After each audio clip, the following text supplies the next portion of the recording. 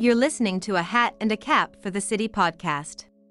Let's take a moment to thank all the listeners for joining in before we move on with the show. Although it's good to claim that this podcast has no sponsors, it's always open to collaboration and partnerships that share these beliefs and cater to these listeners' interests. So please don't be hesitant to get in touch if you or your business are interested in collaborating. Let's resume the talk now. Hat and cape for the city. More often than not, when we think of accessories, we immediately think of the big three: handbags, shoes, and jewelry. Maybe sometimes sunglasses, but for some reason or another, there's always one accessory that somehow gets neglected amongst the rest: hats. Hats are practical, cozy, and can make you look stylish. A superior hat is a great addition to your wardrobe compared to the practicality of shoes and handbags. It's easy to consider hats an afterthought. Everyone needs footwear to walk in, and bags store all things you would otherwise have to carry individually. That being said, hats are plenty practical when they are protecting your head from heat, cold, or rain. Plus, they are major styling pieces. Hats are functional. They not only look good on you, but can also protect you from the sun, rain, and wind. They can also make you look taller and hide any imperfections on the head. If the endless jokes about royal headgear and the recurring headlines of Pharrell's buffalo hat have taught you anything, it's that hats have the ability to make a statement. Hats can make you look and feel better, whether they are a unique Philip Treacy topper, a vintage baseball cap, or an original Coco Chanel. Yes, she began a fashion career as a millionaire designing hats. Hats have an effortless nature that can communicate and elevate the style and also reveal a lot about the wearer.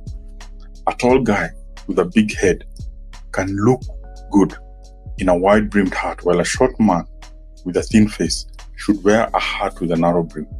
While different types of hats have different types of personalities, the same is true when someone puts one on their head. It has been worn by a cowboy, a marine soldier, a fisherman, a Russian, and others. Hats are eternally stylish. Not quite like the thinking cape your school teacher used to tell you about, but more like a beret that makes you feel like a French spy, or a red square plaid hunting hat that makes you feel like Holden Caulfield from The Catcher in the Rye. What are the pros and cons? You are listening to the podcast A Hat and a Cap for the City. Why did the podcaster go to the bank? To check their audio balance. Baseball capes are designed to be worn with the bill of the hat facing forward, providing shade to your face and protection against the sun's UV rays. And even better yet, with the addition of a pair of sunglasses, which protects not only the upper cheeks, but also the eyes themselves. The pros of wearing a baseball cape frontwards serve a purpose. It keeps the sun out of your eyes. The pros of wearing a baseball cape on the side or backward serve no real purpose other than fashion. Long ago, cavemen struggled to find a way to keep the sun out of their eyes. This was a major problem when they went out hunting dinosaurs, because the sun shining in their eyes, they couldn't see that the dinosaurs had all been killed by storm Thurmond millions of years before. The cavemen solved this problem in a very ingenious way. They took large leaves and used vines to tie them onto their heads in such a way that a long section of the leaf stuck out over their faces, creating a shady cover for their eyes. This allowed them to lay back and take naps during the heat of the day when they were supposed to be out hunting dinosaurs. Many years later, they realized how stupid they looked when they wore leaves on their heads, so they invented the baseball cape. So next time you're leaving the house with the shoes on, your bag packed, and the jewelry in place, try to incorporate a hat into your look. They may get left behind often, but they mustn't be forgotten. A baseball cape is designed to keep the sun out of your eyes. Many people who played catcher would wear the hat out of habit. but the look was popularized by Oscar Madison in The Odd Couple movie and TV show in the early 70s. You are free to wear what hat you like and when you will wear them. Eventually, the way you wore your hat became a fashion statement. It was no longer a utilitarian item. Have you ever worn a fedora hat with a faded outfit?